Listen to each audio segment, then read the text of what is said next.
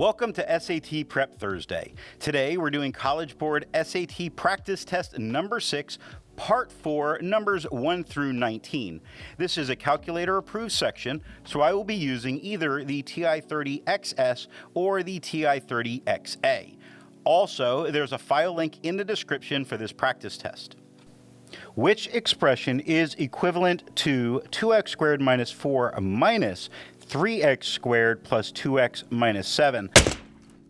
So what we're going to do first is get rid of these parentheses. So we have 2x squared. I'm going to leave the space available for where there should be x's, and then my minus 4. Negative times negative 3x would give me a positive 3x squared. Now 2 and 3 are going to give me a 5x squared, eliminating C and D as answers. Now this is the part where it gets interesting because the next one gives it negative times positive 2x is minus 2x, so I have a minus 2x, which eliminates B, leaving A as the answer.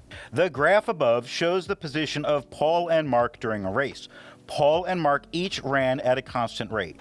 Mark was given a head start to shorten the distance he needed to run. Paul finished the race in 6 seconds and Mark finished the race in 10 seconds. According to the graph, Mark was given a head start of how many yards? So we see that one of them started at 0 and the other started right here. But what's in between 12 and 24? Well, that's an 18. So C is the answer. Snow fell and then stopped for a time. When the snow began to fall again, it fell at a faster rate than it had initially. Assuming that none of the snow melted during the time indicated, which of the following graphs could be a model of the total accumulation of snow versus time? So it's important to notice that what we have is a increase in snow, a plateau, and an increase again, and a sharper increase. So we have an increase, a no snow, and a sharper increase. A certainly could be an answer. B has a very sharp increase, a no snow, and then it increases slower, so no, it can't be. C shows an increase, no snow, and then a decrease in the amount of snow, meaning that can't be an answer. And D shows a continuous increase with no stoppages at all. So A is the answer. A website hosting service charges business a one-time setup fee of $350 plus D dollars for each month. A business owner paid $1,010 for the first 12 months, including the setup fee. What was the value of D? So we understand we have a $350 setup fee. This will always be there. And it is D dollars per month times 12 months. And this is equal to the $1,010 that was paid. So 12D would be equal to 660, or D is $55 per month. D is the answer. Which of the following inequalities is equivalent to the inequality above? Let's start by looking at this one right down here. I see a negative x value, and that's a positive x value, so we get to eliminate that right off the bat. Now, 6, 9, and 12 all have a number in common. I can divide all of these numbers by 3. This would give me 2x minus 3y is greater than 4. That gives us B is the answer. The table above shows a summary of 1,200 responses to survey questions. Based on the table, how many of these surveyed get most of their medical information from either a doctor or the internet?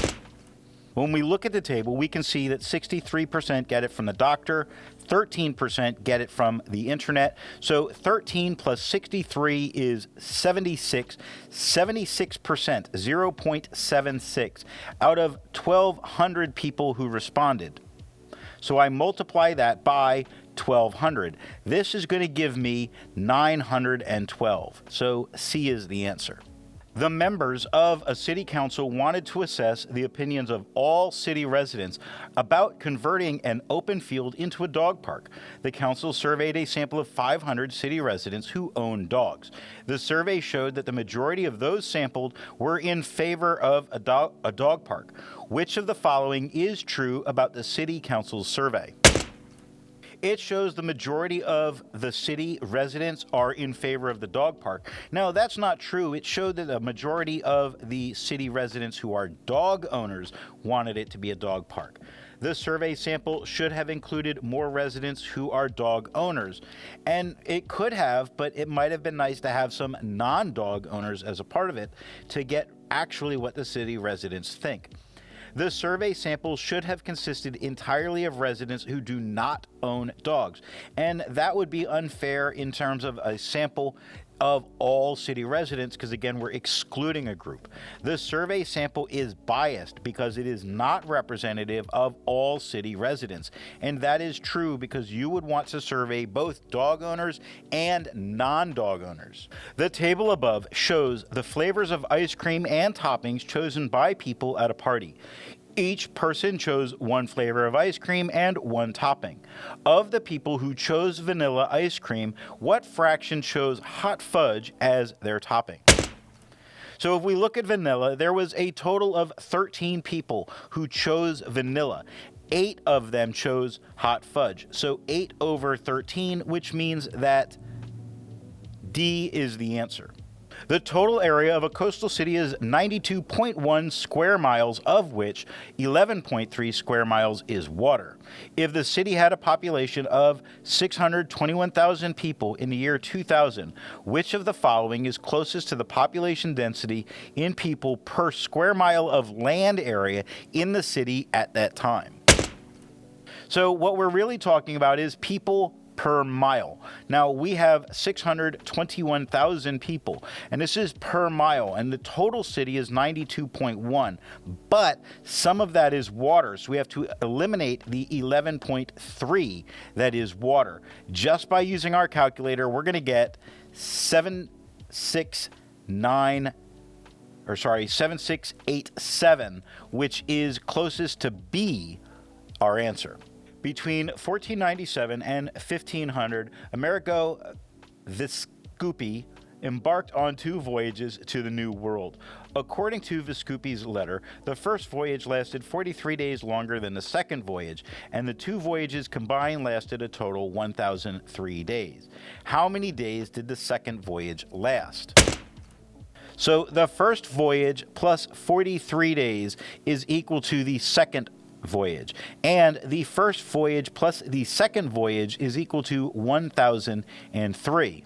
So I'm going to add both of these equations together, which is going to give me F plus F, which is 2F, plus 43 plus S is equal to S plus 1,003. Now the S's on both sides eliminate. So I subtract 43 from both sides of the equation, giving me 2F is equal to 960, or F is equal to 480. B is the answer. For the solution xy to the system of equations above, what is the value of x minus y?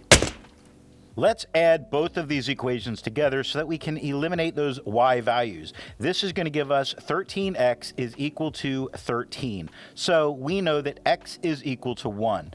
Now, if I look at the first equation, I can say 7 times 1 is equal to 3y, and that's equal to 8. Plus 3y, and that's equal to 8. So it's 7 plus 3y equals 8, subtracting 7 from both sides. 3y is equal to 1, or y is equal to 1/3.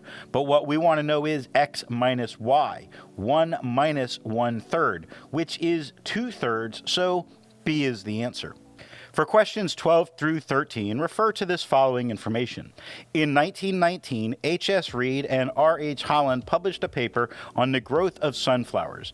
Included in the paper were the table and the graph above, which show a height h in centimeters of sunflowers t days after the sunflower begins to grow. Over which of the following time periods is the average growth rate of the sunflower least? Now we're looking for the least here. So if I had to figure out the growth rate from 0 to 21, I'm going to wind up with 67.76 minus 0 over 21 minus 0, which is going to give me approximately 3.23. From 21 to 42, I'm going to get a 169.5 minus 67.76 divided by 42 minus 21, which is approximately 4.84. For day 42 to 63, I'm going to get 247.1 minus 169.5 divided by 84 minus 63, which is approximately 3.70. And on day 63 to 84, I go 254.5 minus 247.1 divided by 21, which is approximately 0.35. That is the smallest number, so D is the answer. The function h defined by h of t is equal to at plus b, where a and b are constants. Model the height in centimeters of the sunflower after t days of growth during the time period in which the growth is approximately linear. What does a represent? Now, A is in the m position of that y is mx plus b. That is a rate. What would it be a rate of? How much does it grow each day? So how many centimeters per day? That means that we're looking at A is the answer. The growth rate of a sunflower from day 14 to day 35 is nearly constant. On this interval, which of the following equations best models the height h in centimeters of a sunflower t days after it begins growth? Well, the key is from that information 14 and 35. We can get 131 minus 36.36 over 35 minus 14 to get a 4.51. Now, this is the slope m that we're looking for. If it doesn't have a slope of 4.5, then it's not the answer, so B is our answer. Which of the following equations relates y to x for the values in this table shown? So we're going to take a look at what is the change in y and change in x. So the change in y, 25 minus 11, would give us 14 over 4, which is 7 over 2. How about from here? 39 minus 25 is 14 over 4. We get a 7 over 2. So the key is I have a slope m of 7 over 2. If it doesn't have that slope, it can't be the answer, so D is our answer. Triangle ABC and DEF are shown. Which of the following is equal to the ratio BC over AB? I feel like it would be helpful to look at this triangle as if it was in the same orientation as the first. So I have an EDF, and I know my 32 degrees is there, my 58 degrees is there.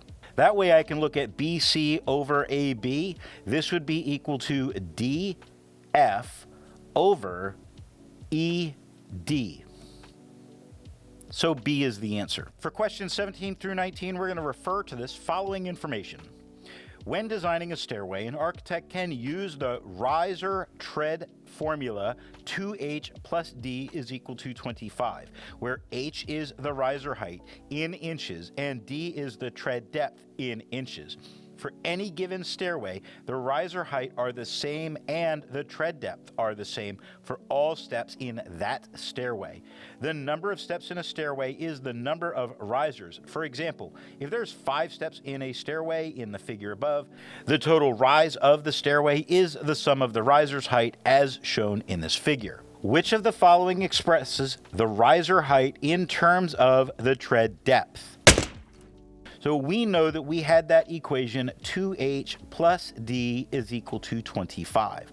I want an h equals equation. So I'm simply going to say 2h is equal to 25 minus d. And I'm going to divide everything by 2 so that h is 25 minus d over 2. But this doesn't look the same as here. That's the same as multiplying 1/2 times 25 minus d, which gives us b as the answer. Some building codes require that for indoor stairwells, the tread depth must be at least 9 inches and the riser height must be at least 5 inches. According to the riser tread formula, which of the following inequalities represents the set of all possible values for the riser height that meets the code requirement? Now I start by giving myself a nice little picture where I see they want a 5 and a 9. This is what we're after, and the 5 represents the height, where the depth must be greater than or equal to 9. So what we get is that h must be less than or equal to 25 minus 9 over 2. So the height must be less than or equal to 8. Since it must be less than or equal to 8, and there's only one case that happens, C is the answer. An architect wants to use the riser tread formula to design a stairway with a total rise of 9 feet, a riser height of 7 and 8 inches, and an odd number of steps. With the architect's constraints, which of the following must be the tread depth in inches of the stairway? And remember that 1 foot equals 12 inches. So when I realize what they're building, they want something that is 9 feet tall. 9 feet is 108 inches. And they want that tread to be somewhere between 7 and 8. So what I have is 108 divided by the height is going to give me some number. I know that 7 is less than or equal to the height, less than or equal to 8. So I can see 108 divided by 7 is less than or equal to the number we're after, less than or equal to 108 divided by 8. This means that I get 15.4 is less than or equal to a number that I'm now after, less than or equal to 14. But we want an odd number of steps. So we're looking at 15.4 steps or 15 steps. So 108 inches divided by 15 steps is going to give me 7.2 inches per step. I know that I can say 7.2 is equal to my formula that I found earlier, 25 plus d over 2. So when I solve this for d, 7.2 times 2 is going to give me 14.4. 14.4 minus 25 would give me a negative 10.6 is equal to negative d, or 10.6 is equal to the positive d. So C is the answer.